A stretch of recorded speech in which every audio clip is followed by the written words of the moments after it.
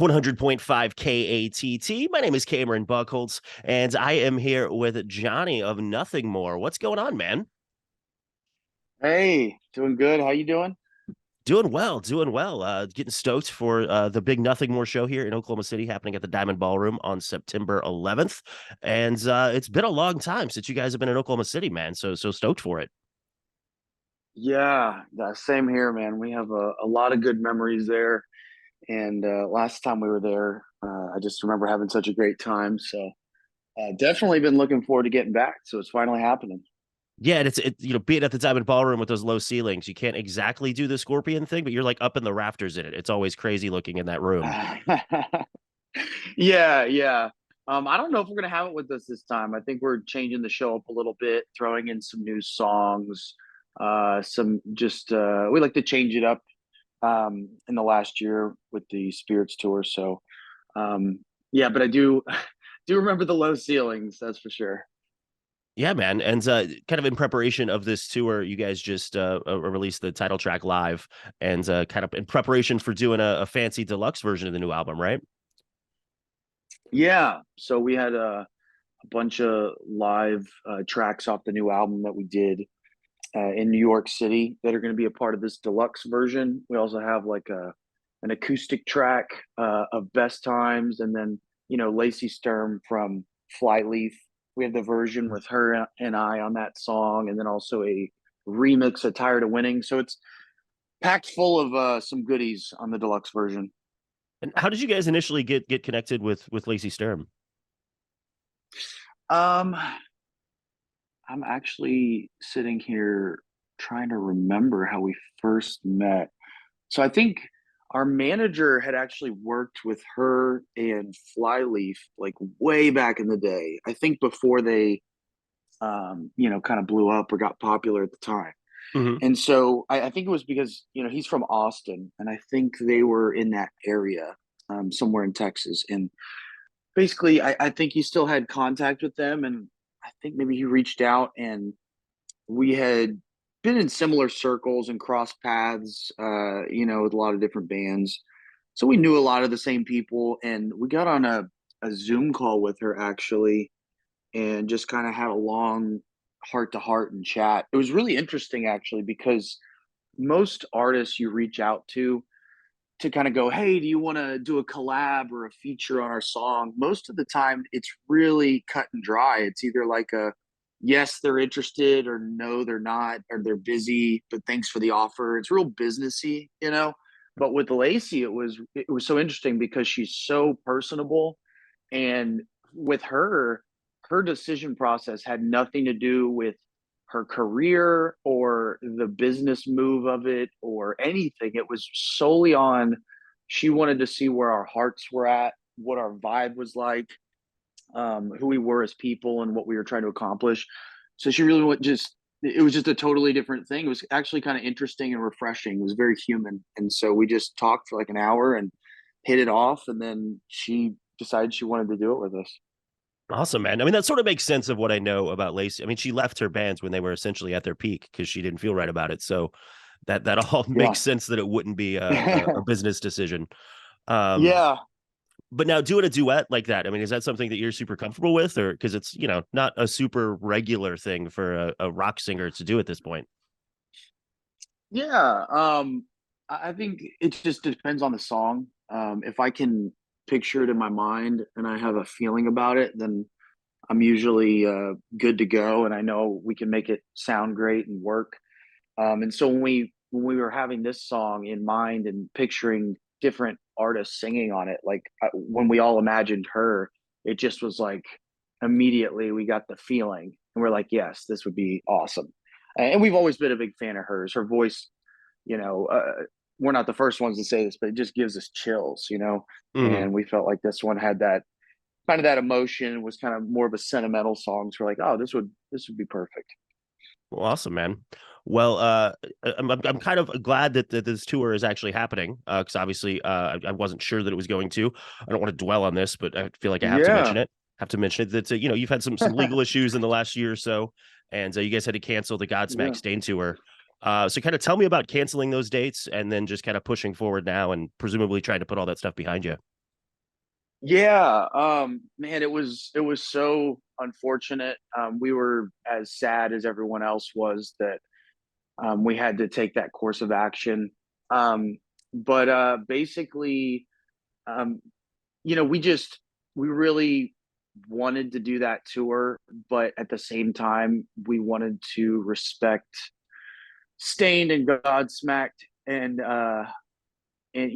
as a business, this whole thing is tricky because half of it's music and then the other half is business, right? And Sure. even though I personally, do business very differently than a lot of people in the industry. For example, we had this band Crown the Empire out with us, the tour before that, and we got hit up by people on the internet because I think they had some stuff they dealt with in the past, and I dug into their case to kind of see what it was or what the accusations were or what was going on. And Hmm. the more I dug, the more I realized, and I spoke with them personally. I spoke to friends of theirs. I really got to feel the situation. And I was like, no, we're going to keep this band on tour because when I dug into it, there was really nothing to it. And it seemed like, uh, an ex who was out to damage them and their career. That's what it appeared Mm. like to me. And having been through what I had gone through the last few years and seeing certain red flags in people and manipulative tactics and, just kind of seeing those things, I just knew quickly what the situation was. And I was like, no, we're keeping them on the tour, um, because, I don't think it's right to just distance ourselves. And so that's how I like to do business. Unfortunately, a lot of other people in the industry are not that way, is what I'm learning. They don't really care whether it's true or not. They don't even look into it. All they care about is whether you are going to be any kind of damaging to their public perception, because and I don't fault them 100%. They know that people oftentimes just read a headline and don't really look into things, Sure. and so they just distance themselves. So, I was bummed about it. I don't respect uh, where people come from on that. Like I said, I go about things a different way, but at the same time, the other half of it, I do respect. Not wanting to bring unnecessary risk and drama into other people's lives. So we stepped down from that tour and we said, you know what, let's just regroup, let's get centered, let's do the work to put this thing behind us, and focus on the Spirits tour coming up, which is our tour and it's for our fans, and we can really just focus on that. So that's what we did. That's what we're doing. Um, I'm it has been a rough year because of all of this, but I'm at the same time, as tough as it's been, I felt this huge weight off my soul because I felt like I've been dealing with a burden that no one really knew about and I couldn't talk about. And so now that the cat's out of the bag, there's kind of this relief and healing and moving forward. So it's been a mixed bag, man. Gotcha. Yeah, I'm sure. I'm sure. I can't even imagine. But yeah, just glad to see that it's you're getting back out there for sure. And just to Yeah. get back to the tour itself, you mentioned kind of switching some things up and stuff with this new tour, and also the band you guys have with you are pretty interesting. I'm really curious to see Hyro the Hero before you guys. Yeah.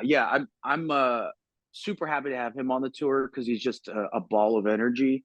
But his new album, like I've been really excited by the things that I've been hearing coming off of it.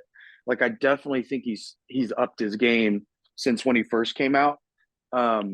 It's sounding more and more like him. When he first came out, I was like, oh, there's this kind of this rapper rocker dude, and kind of made me think of Rage Against the Machine and some other stuff that was similar. But the more new stuff I'm hearing, it really sounds like him. And so I'm super excited to be have him a part of the tour at this point in his career. And then also the other bands, Dead Poet Society is Mhm. just super interesting band. It's like the White Stripes or Royal Blood, but with more edge. and them, and then this band Post Profit is actually this baby band from Texas that nobody really knows about, but they're this little hidden gem, and so we're really excited to kind of part in championing them and kind of showcasing them to the world, trying to get them out there since they're a a fellow Texas band. Nice. And now, is choosing openers something that you guys are really, really hands on about, or is it something you kind of leave to the management and have a loose approval of, or how does that work in your camp? Yeah, we're part of the process every step of the way.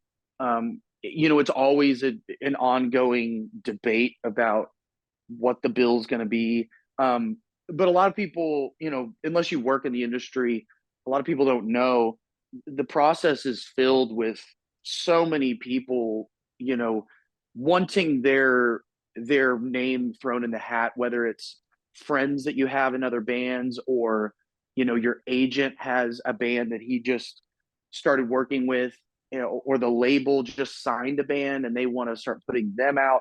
So a lot of people have different incentives on people they want to throw into the mix, and then of course we have the bands we like, and then it all just kind of gets narrowed down based on who's actually available at that time and who's actually interested and who can actually sell the right amount of tickets, where they're not bigger than you but not so small that it's a liability, so it really, the target, like the bullseye for who you can bring out, gets smaller and smaller and smaller, and then you kind of just land where you land.